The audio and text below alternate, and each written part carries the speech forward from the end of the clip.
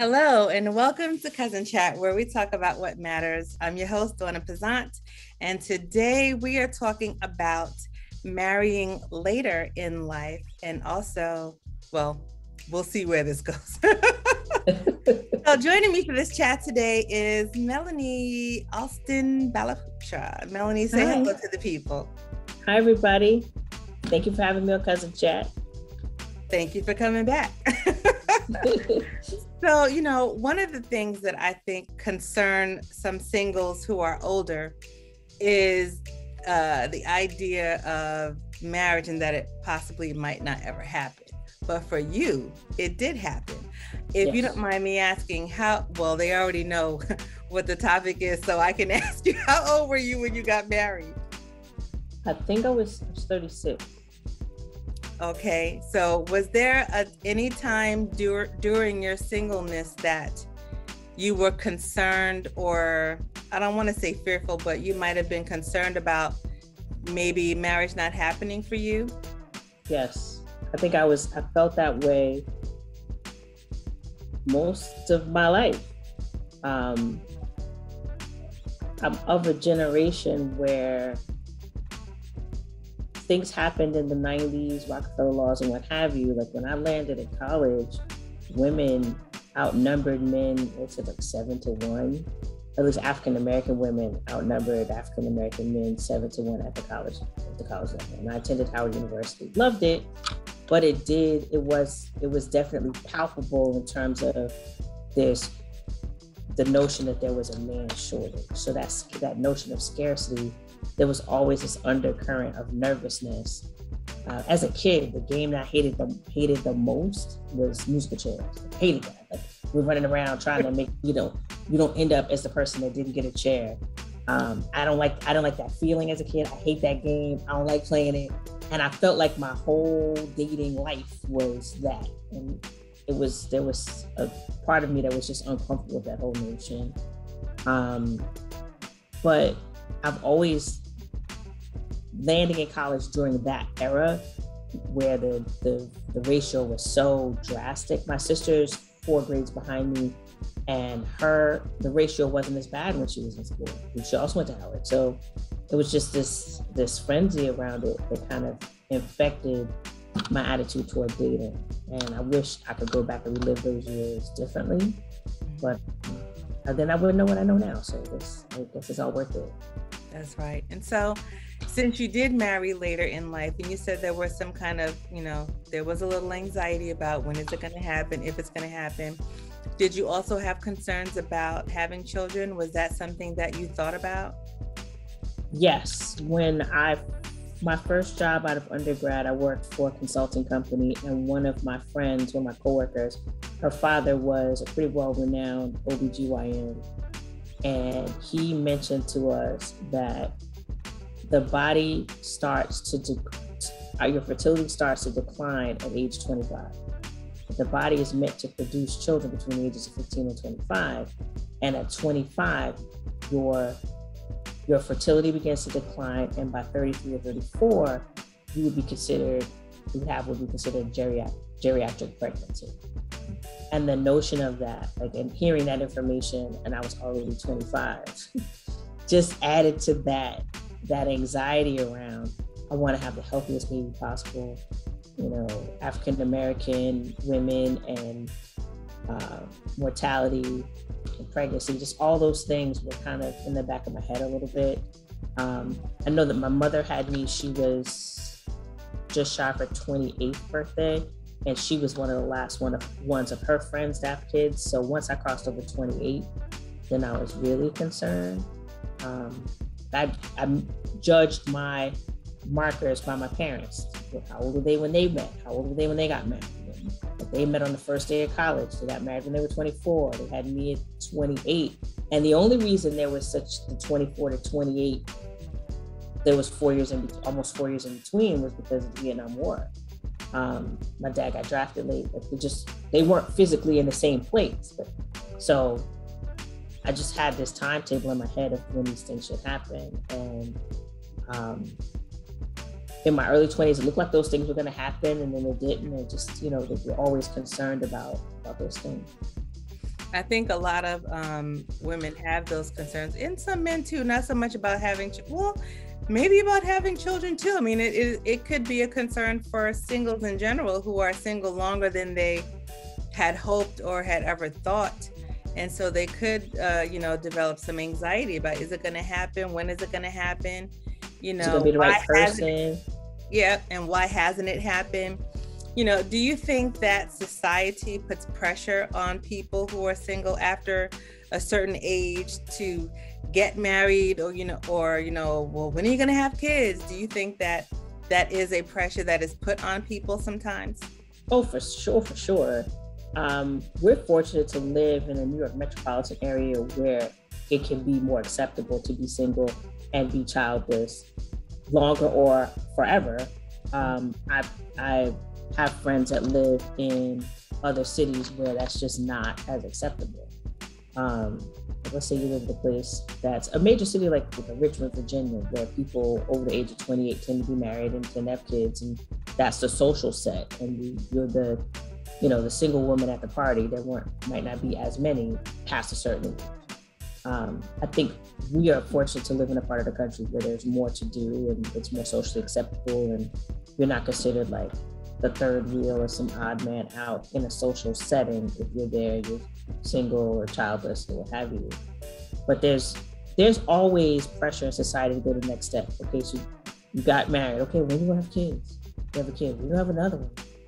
Okay, now your kids are in college and you're getting out of college. Okay, when you have a grandbaby? Like, but there's always people wanting to know what's next. I think we as a society don't focus a lot on enjoying and savoring whatever life stage we're in right now. I did not savor being single as much as I could have. I dated great guys. I had great times. Like, I didn't have this jaded, bittering experience of being single. Like, I enjoyed my life. I could have enjoyed it more if I wasn't so focused on open sex. I was married for 3 years and change when my son was born. And a big chunk of that time was focused on, okay, when we're gonna have a baby and how to have a baby and the logistics of that. I wish I could have savored more of the time of us just being married without a child, but so much of that time was focused on, okay, you got married late, so we need to get to it. And then it wasn't as easy as I thought. And now we got, doctors and a team of guys in white coats trying to help make this happen. And just everything was just focused on the next thing. And as opposed to really, truly savoring and enjoying whatever stage of life I was. I think that's one of the things I wish I'd done more.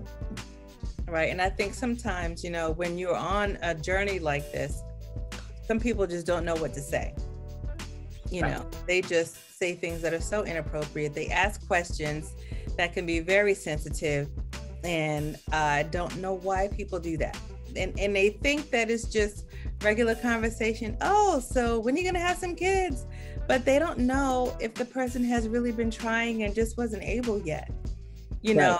And so that's one thing that I wish people would be more aware of, the possibility, like run through all the possibilities in your head before you ask a question like that. Right. Have they been trying? I wonder if well, since I don't know, I won't ask that question. Right.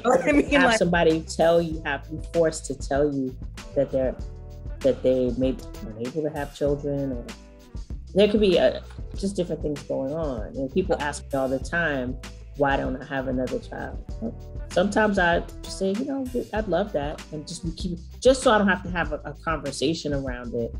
Sometimes, it depending on the relationship I have with the person, I say, do you know how much money we spent to have this one? I joke around, I'll say things if you could just go buy one and write it, I'd go get another one. That'd be great. But I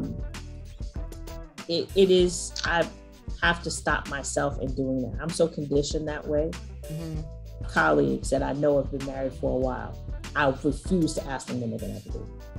I refuse. Now, if they bring the conversation to me and want to talk to me, right.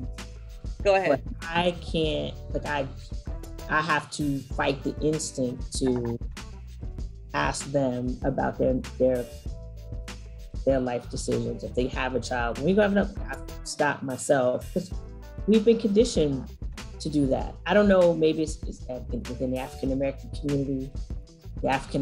community, the church going kind, where there's always someone older in your church is going to say something that's completely crosses a boundary, but you're so used to that because you've been living that your whole life. Mm-hmm. Where an old lady at church is just going to fix you and fix your slip, like literally not going to ask you permission. So I grew up without a whole lot of boundaries in terms of, I was raised by a village. The village is going to ask questions. You're going to answer their questions. It is what it is. They love you. So it's coming from a place of love. Right. Deal with it.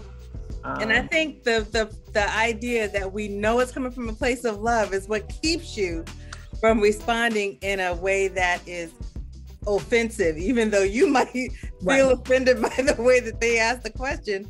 But that's it right there, that, you know, we respect our elders.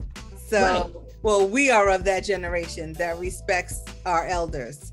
Right. And so you're right. They have no boundaries. They'll come fix that slip, move that skirt over to the center. They'll do whatever they have to do. You're just going to deal with that. And then for those of us who are members of organizations, sororities, or what have you, where there are women of different generations that spend time together, it's come from a place of love. You accept that, and sometimes the questions will be outside of your comfort zone, but you go with it. But that's something I definitely work on to make sure that I try not to violate that with other people. I fall short. I do. I tend to fall short because I do. But well, honestly, I think some people really just genuinely want to know, so you've been married now. They don't say this, but like in their minds, they might be thinking, well, they've been married for at least like 2.5 years now. I wonder when they're going to have a kid. And then they really want to know. But I think it's kind of one of those things where it's a slippery slope. It's like, I want to ask her, but what if it's, you know what I'm saying? Like, you don't know what they've been through. You don't know what the story is, but you still want to know because out of love, just genuine curiosity. But I think sometimes it's also the delivery in which. But here's one, and we do that with people our own age. Like, it's not just older people asking these questions. People dating over a certain amount of time when you're going to get married. And the assumption in that the woman is waiting for the man to ask her, or maybe she doesn't want to marry him. Maybe she doesn't want to get married at all. Maybe she's content with things the way they are. Sometimes we just project into a situation that every woman is waiting for this man to ask her to marry him. And that means that we continue. We have to give room for, there's so many different ways to live this life and to be happy in this life. And I think accepting that and embracing that will help people be more thoughtful in how they address one another. I do tend to overstep my bounds in the case of fertility because I did have so much difficulty and I spent a lot of money and I've learned things the hard way. And I had some heartbreaks along the way, both before my son was born and since he's been born, where I wish someone had said X, Y, and Z to me. We don't have conversations a lot about, have you thought about freezing some eggs? Have you thought about freezing some embryos? And that's a whole nother process because now you're picking sperm to freeze embryos. Freezing eggs is one thing, but to have your viability goes up by freezing a fertilized embryo. People have difficulty with that. My own family, I have a family member who has a child from where the father's from a sperm bank. And that as a family, the questions that came from that, the boundary crossing questions that came from that process, the assumptions about her sexuality, assumptions about all these other things. And it's just, I want to have a baby. The clock is getting long. I can't put that kind of pressure on my dating life and try to force or rush into a relationship with someone. And the stakes of that are very high as well. This is what I can do. This is the way I want to become a mother. And accepting that, that's challenging. And see, something like that, like for the generation before us, like our parents, like that's something that was not even a possibility. And if it was, they didn't know about it. That's not even something that was explored. That wasn't an option, right. You know? And so right. I think sometimes too, because people don't understand a person's comfortability with, say, being single or with having a child without a spouse, because they can't fathom it, it doesn't, you know, they don't feel like it's in a position to ask about it because this is what worked for them, right. You know, so why aren't you going this route? You're a pretty girl. Why would you need to go to a sperm bank to have a baby? That kind of thing. Mm-hmm. Mm-hmm. You know, and they don't, they're because and then therein lies, you know, because you did it this way does not mean that is the way that everybody's going to do it. You know, that worked for you then. Who knows what you would have done now with all these different options? Suppose you hadn't found your spouse. Suppose, you know what I mean? You know, but I do think they want what's best for, you know, everybody that they're, you know, talking to. But for sure, but there's definitely this pressure to put. People do tend to inject their own values, their own standards into other people's lives.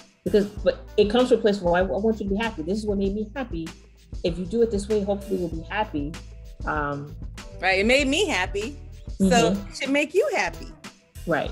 You know, are you sure you could be happy without being married? Are you sure you could be happy without kids? Are you sure? Well, you say that now, but you never, I mean. What I have learned is happiness.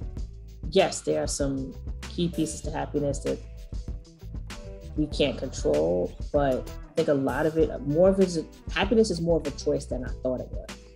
And it took me to get to a later place in my life to realize that a lot of this is about deciding what to be happy and that you control a big chunk of your happiness. I spent a big part of my life not understanding it, and now I do. I spent a big chunk of my life chasing what's next instead of enjoying what is. Being in the moment. Being in the moment. I spent a big chunk of my life with this fear, this nagging fear of what's not going to happen. And then there was a shift somewhere in there. One of my good friends talked a lot about God and abundance. That there's so much in life that blessings you'll receive that will make you happy. And while for some people, husband, children, marriage, that's a big part of it. Or that the notion of soulmates, that you only get one. That there's an abundance in that you will find you can have that connection with more than one person. I was in a relationship in my early 20s and I thought there was this person I was going to marry. He asked me to marry him. We were engaged. It didn't work out. But the notion that I would find that again and yet again, I didn't realize it until I lived it a couple times. Wait a minute, I've had that soulmate experience a couple times. I've had some really great people in my life. Like, it took me a while to realize that. And then if for some reason that either this marriage doesn't work out or one of us passes on, the notion that either one of us could then experience this again, that is, that's important. I mean, in my family, my parents, I think were very much so soulmates. My mother passed away 20 years ago, and a year and a half ago, my father remarried. So he remarried at 74. Like, there's abundance in that. And he dated great people in between my mother's passing and marrying my stepmother, but you will receive that blessing again. And that hope and that faith of this can still happen, I think that's important. So staying right where you are, I want you to, if you could, because this is what I was going to say next, but you kind of already started. For those singles who are older and who really are anxious about, is this ever going to happen for me? why hasn't it happened for me? God, what is happening? Why haven't you sent him, or why haven't you sent her? What advice, what suggestions would you have for them? Because you've said so many great things, about what worked for you. But what would you tell them, in terms of just being all right with your single journey, like in your singleness right now, until it happens? What can you say to them? I think there's some things that you can't control, but there's some things you can control. You can't sit in the house watching Netflix talking about, Lord, when you gonna send my man? Unless he's cable repair guy, I don't know how that's gonna work for you. That you have to be about the business of really enjoying your life. Because people are attracted to people that are really enjoying their life. They're doing things that make them happy. I think you got to go where people would be, where you're going to meet new people, to extend yourself, to be, and I'm not saying to be out on every Tinder and every app there is, but I found great luck with the online world. Now let me specify. I used online dating to meet people, but then I got to know them in real life. Yeah, I've identified the person I want to meet for coffee, or go out or meet for, a safe little meetup or whatever. But then I didn't spend my time interacting with them online, building some sort of fantasy relationship. Like, I identified you, now we're gonna move into real life. Like, people get caught up in most of their relationship is email and communication, talking. Like, if I'm not vibing with you face to face, there's no point. I used the computer to help me identify single people that were in my area that might be interested in things I like and found me reasonably attractive, and I found them reasonably attractive. That was it. The computer was just for the identification phase, not for the actual trying to build a relationship phase. Mm-hmm. Getting out, I went through a period of time where I was so stressed out about getting married. And I said, you know what? I don't want to think about getting married. I want to have a good time. So I want to date dudes that don't want to. Like, I was not looking for that. I was not in that eHarmony frame of mind. And then I went through a phase of, I'm just going to do this. And I had a blast. And then I made a decision one day. I said, you know what? Okay, now I want to date with the intention of actually having a meaningful relationship. Mm-hmm. Happened too. Like, when I made the decision, I didn't want X, Y, and Z. I got what I wanted, and life was great.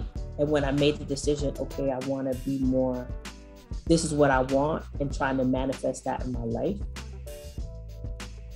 I met my husband shortly after that. And that may be coincidence, that may be luck. But I stopped trying to control it all. Mm-hmm. I wanted to put myself in a position to meet people. I was open to meeting people. My husband showed up in a different package than what I expected. That's a big piece. Mm-hmm. Out there, man and women has their list of what they're looking for, what this person looks like, what they do for a living, how much money they make, what their family looks like, where they come from. And I started with this long list in my 20s, and then I had to kind of will it to, what do I absolutely have to have? Right. And for the most part, I got that. Mm-hmm. Surprised about the things I didn't think to ask for, put on the list. Like, my husband, his primary language is not English. Didn't think I need to put that on the list. Oh, but But these are all good things, for people who are, okay, well, let me just say first, thank you all for listening to this episode of Cousin Chat. I really hope that it has encouraged some people who are single and just not knowing what is next and just kind of getting a little impatient, developing anxiety about that. Hopefully, Melanie was able to kind of put you at ease a little bit with some of your thinking. And so if you want to follow Cousin Chat, we're on Facebook, Instagram, and Twitter. We're also on YouTube. That's where you can see the videos. And if you would subscribe to the channel, that would be great.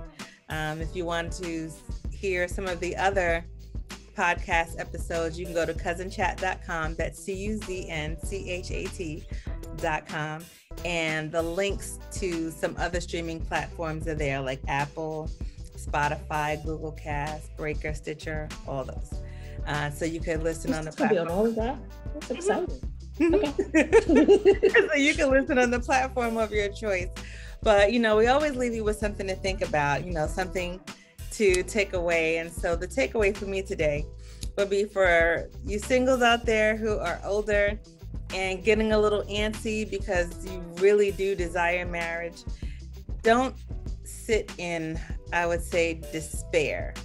Start, get in tune with God, ask him to guide you in your singleness, through your singleness, and just understand that if marriage is in the cards for you, then it will happen. If you are asking God for something, make sure that you are preparing yourself for a marriage, because if you've been single for a long time, when you blend with another person, you have to understand it's not all about you anymore. And if this is something that you say you want, really think about what it will entail.